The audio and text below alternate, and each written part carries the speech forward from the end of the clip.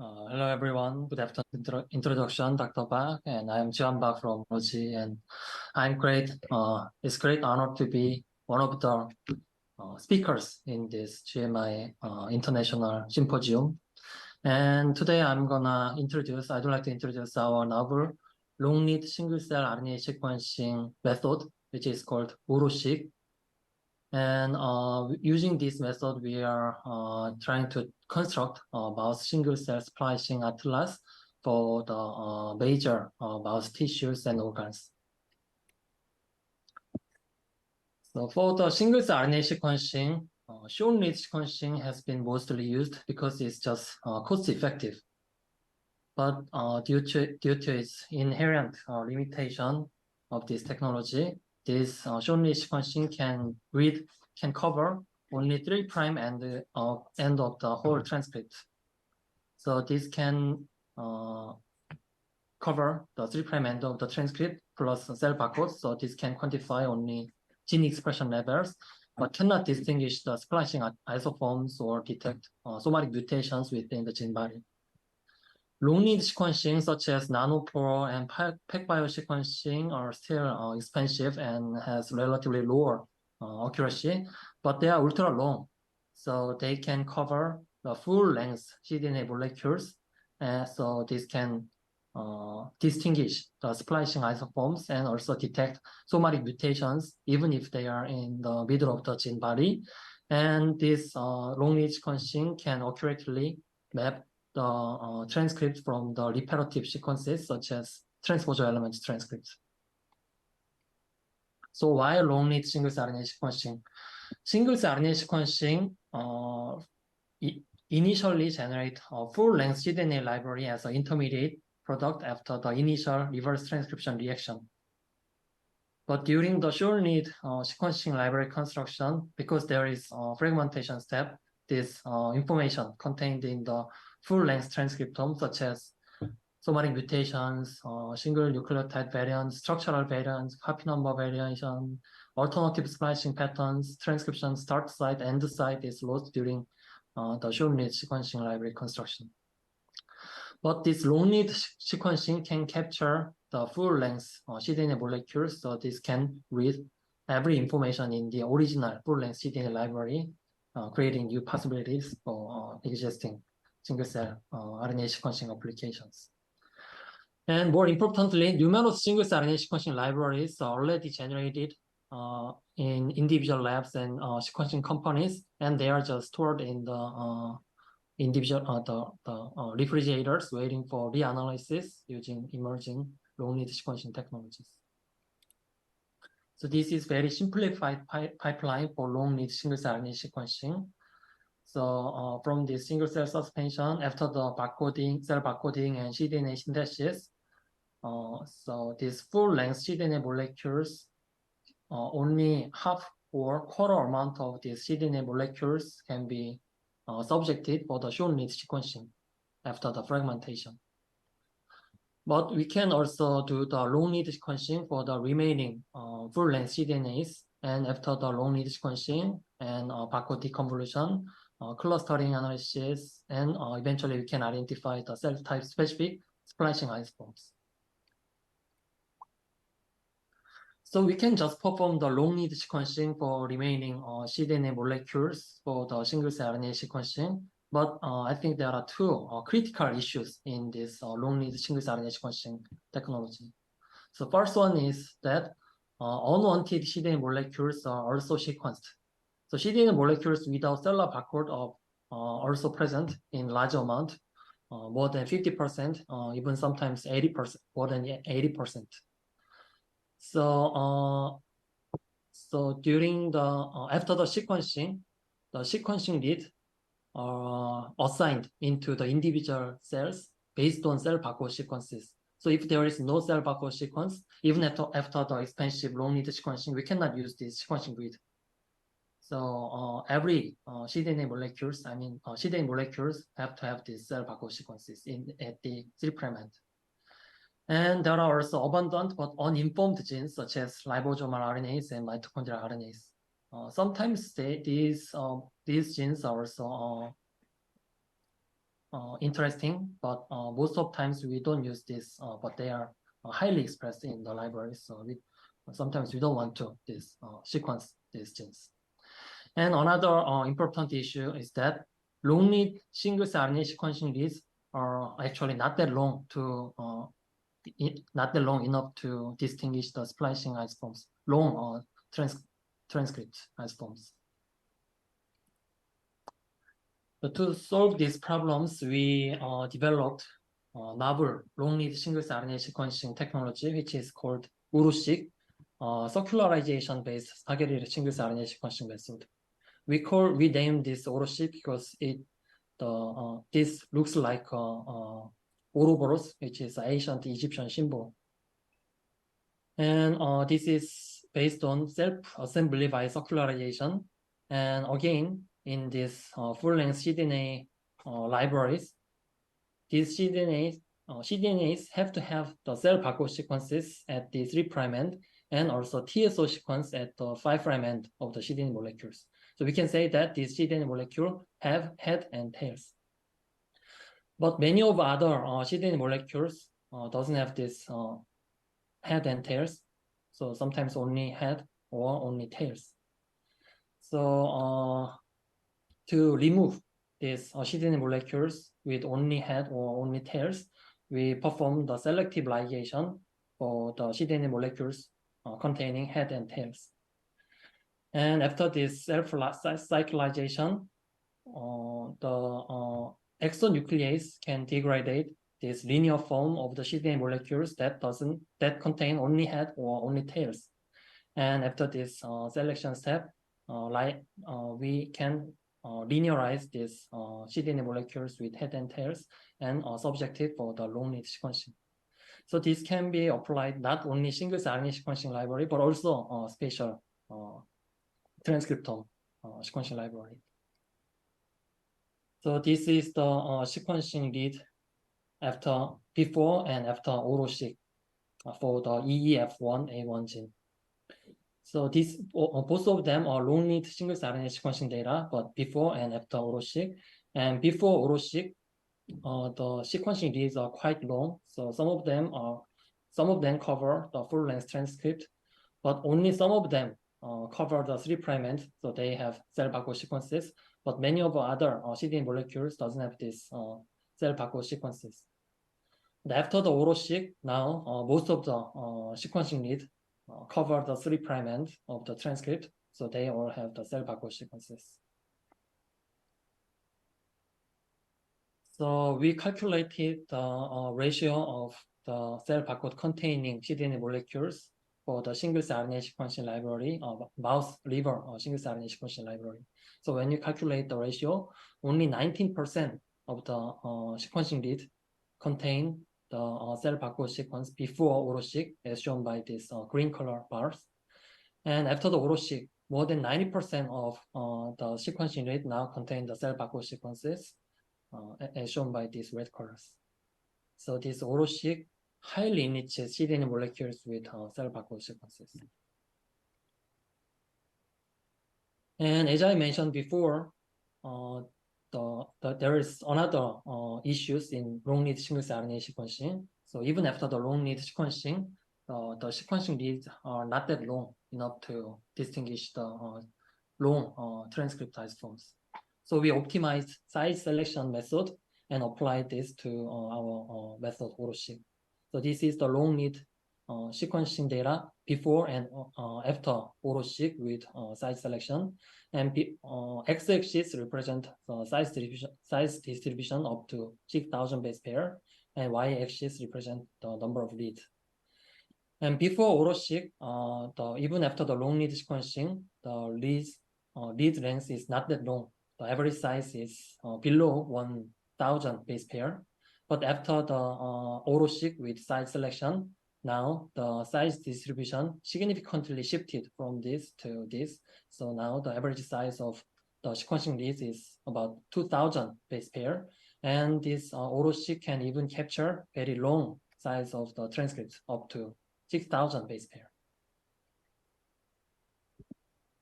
So So after the Ouro-seq without site selection, the sequencing read contain the cell barcode sequences, but many of them didn't cover the 5' end, didn't cover the full length cDNA molecules.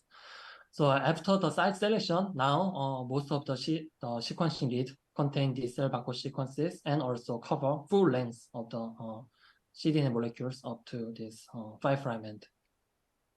So now this Ouro-seq with site selection can efficiently cover full-length transcripts at single-cell resolution. And with this Ouro-seq, we also developed Ouro-deplete, which can efficiently deplete unwanted cDNA molecules such as rRNAs and mitochondrial RNAs. So this Ouro-deplete is quite simple. We just designed the guide RNA targeting to the unwanted cDNA molecules. And after the selective ligation, after this cyclization of the target molecules containing head and tails, we added the Cas9 and guide RNA targeting to the unwanted cDNA molecules. And this can degrade the unwanted molecules. And after this linearization, we can only select this, we can only collect these cDNA molecules with head and tails that we want to sequence. And after the linearization of these target molecules, this can subjective for the long-read sequencing. So we applied this Ouro-deplete to many single-cell RNA sequencing libraries. And in this graph, x-axis represent proportion of molecules from mitochondrial DNA and the rRNAs, the target, the cDNA molecules.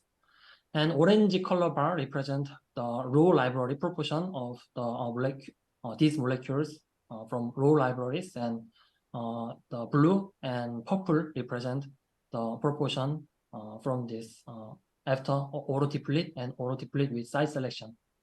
And as you can see here, before the Ouro-seq in the raw library, the proportion of molecules from mitochondrial DNA and rRNAs are quite high, about 30% to 70%.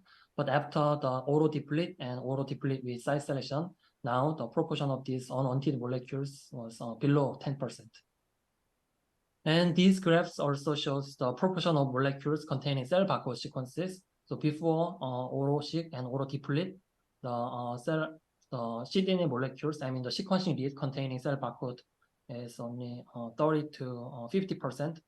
But after the Ouro-seq and Ouro-deplete, now more than 80% of the sequencing read contain the cell barcode sequences.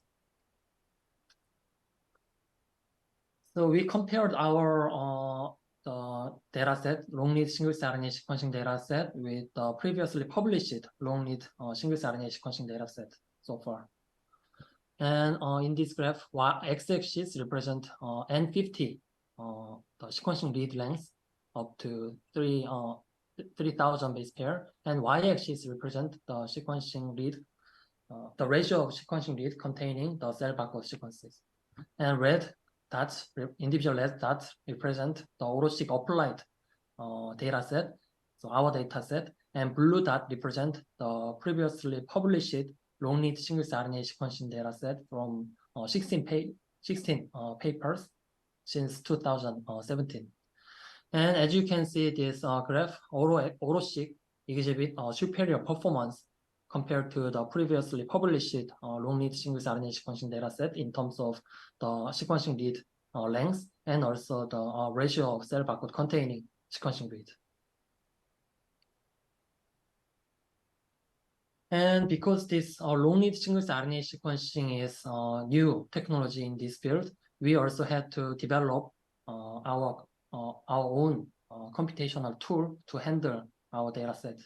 So we developed Ouro-tools, which is a comprehensive toolkit for quality control and analysis of single-cell long-read RNA sequencing data. And these Ouro-tools include the steps for the data, I mean the sequencing read processing, and also the quality control step, and also the normalization based on size distribution. So as I know, this Ouro-tools is the first tool that include the normalization based on size distribution in this long-read single-cell RNA sequencing data set. And I think this normalization step based on size distribution is critical because the size distribution varies between the samples based on the protocols and also samples. So if we want to quantify the transcript isoforms and compare the expression levels between the conditions, we have to have these steps, normalization step. So this Ouro-seq can be applied not only 10x genomics single-cell RNA sequencing library, but theoretically can be applied all types of single-cell RNA sequencing libraries, even spatial transcriptome libraries. So here, Ouro-seq was applied to splicing libraries for human cell lines. And again, before Ouro-seq, only 8% of the sequencing read contained the cell barcode sequences, but after the Ouro-seq, 85% of the sequencing read now contain the cell barcode sequences at the 3' end. So with this novel robust long-read single-cell RNA sequencing technology, we decided to construct a mouse alternative splicing atlas for the 21 samples from 12 mouse major tissue types, such as lung, heart, brain, thymus, kidney, liver. And all of these data sets were generated by 10x Genomics kit, and total 32 nanopore promethylene flow cells were used. So we combined all the long-read single-cell RNA sequencing data sets, and after the clustering, we identified more than 250 cell types from these 12 mouse tissues. In parallel to the long-read sequencing, we also performed the short-read sequencing for the same single-cell RNA sequencing libraries. And throughput per sample is about 50 gigabase pair and 175 million reads.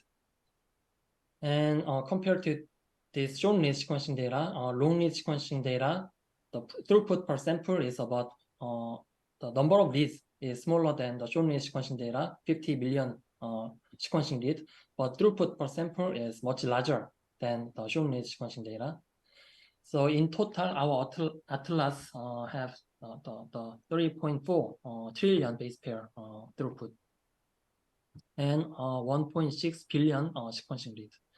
So we think this data set is quite large data set because we have been collected all the published long-read single-cell RNA sequencing data so far. But our data set from this single study, so our data set is even larger than all of these published long-read single-cell RNA sequencing data sets.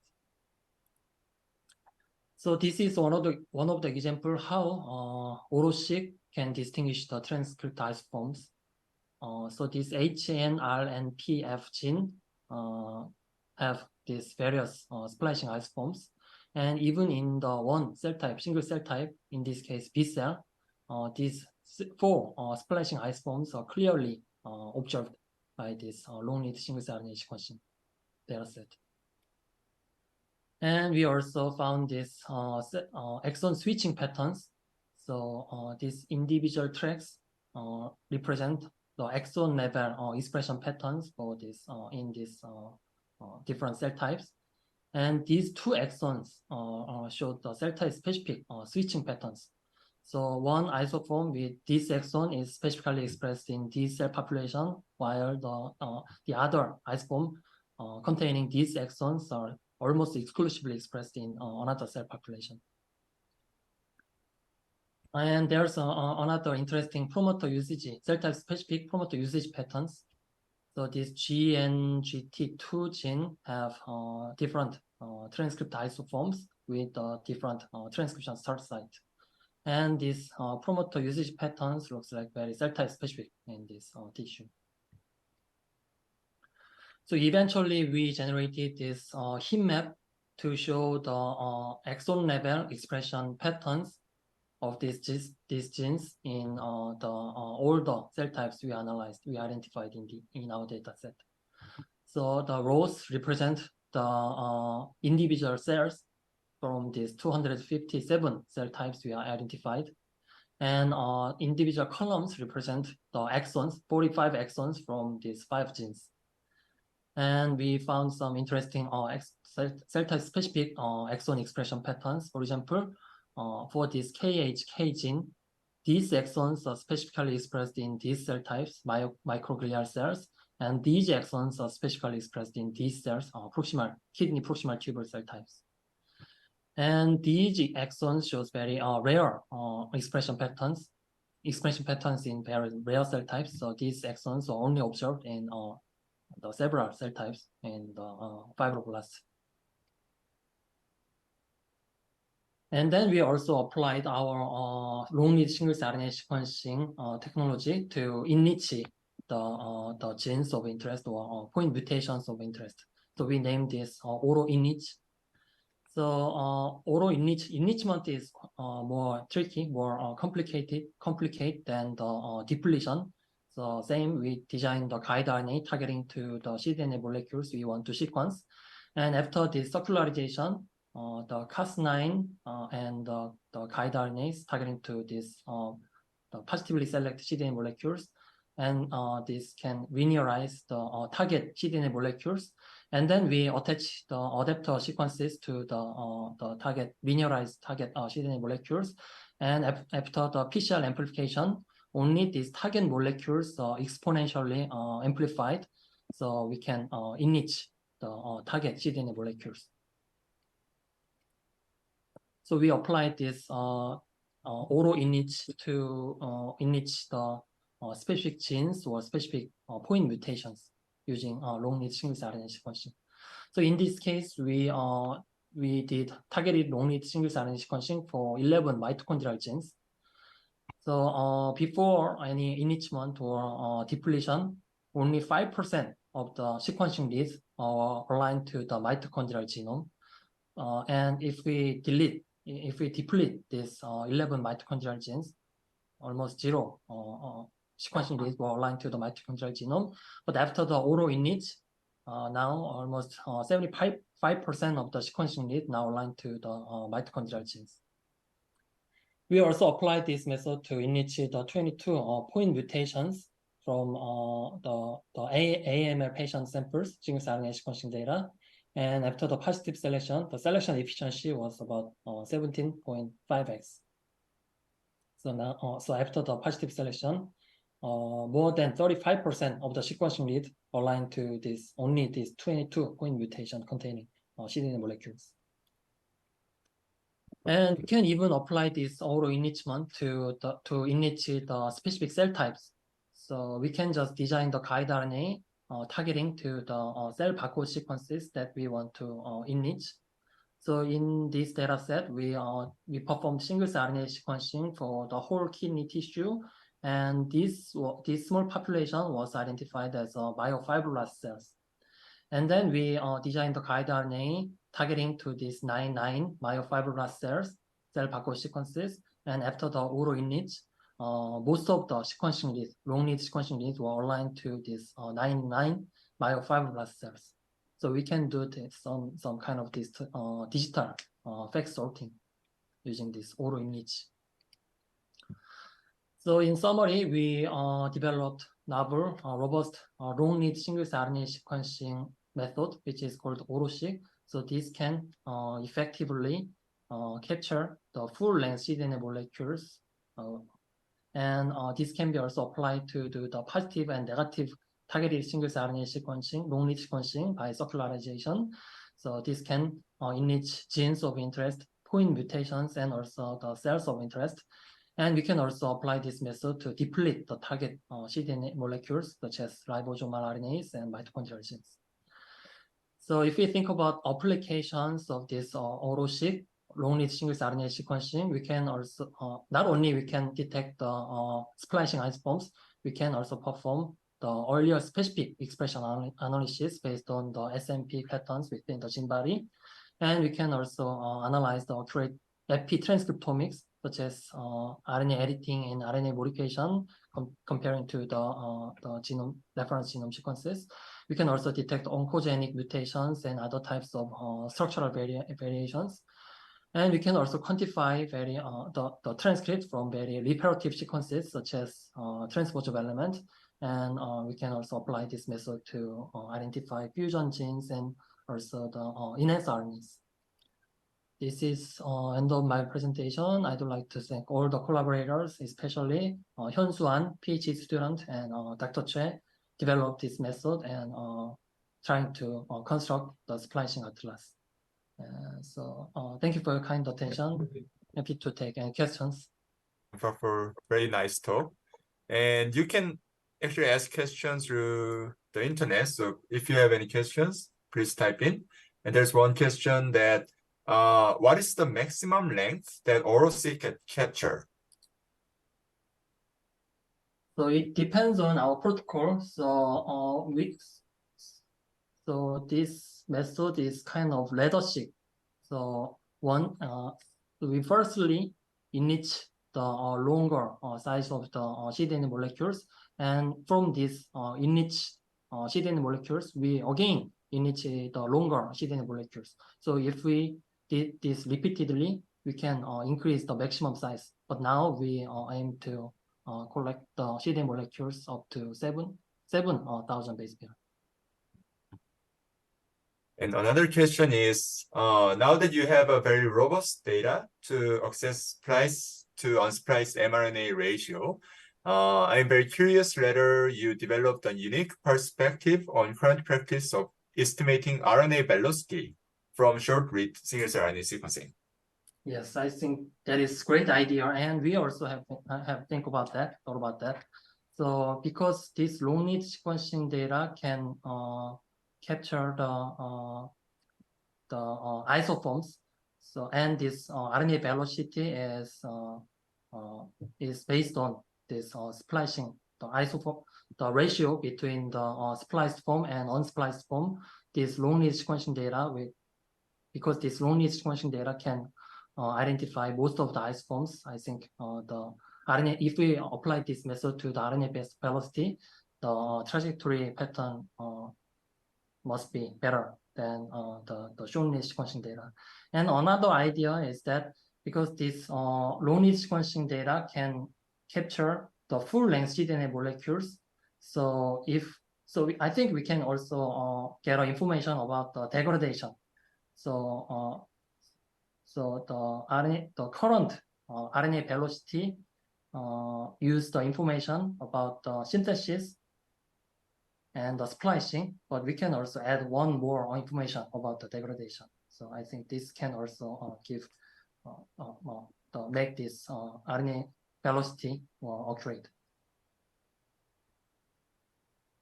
Yes, there's another question about cost. So what is the usual cost of the Ouro-seq? So it's also depending on the sequencing coverage. So we used about 1.5 to 2 promethylene flow cells to make to do the long-read sequencing for the individual sequencing libraries. But still, the number of reads is smaller than the short-read sequencing. So, and it has been known that sequencing read is not that important, at least for the clustering analysis, the sequencing read is not that important. So I think at least for the clustering, this number of sequencing read is enough. But if we want to quantify and compare the sequencing, I mean the isoform, transcript isoforms between the samples and tissues, we need to increase the number of reads, the throughput. And another question is, have you found the enrichment of RNA editing site to the unspliced transcripts? RNA editing site? Yes, so you can actually read through the chat. If you open the chat, there are questions. Yes. So of course we have detected some of the editing site and modification site, but we haven't tried to enrich this site only. But I think this is just same for the somatic mutations. So I think we can of course do that. And there's one very long question.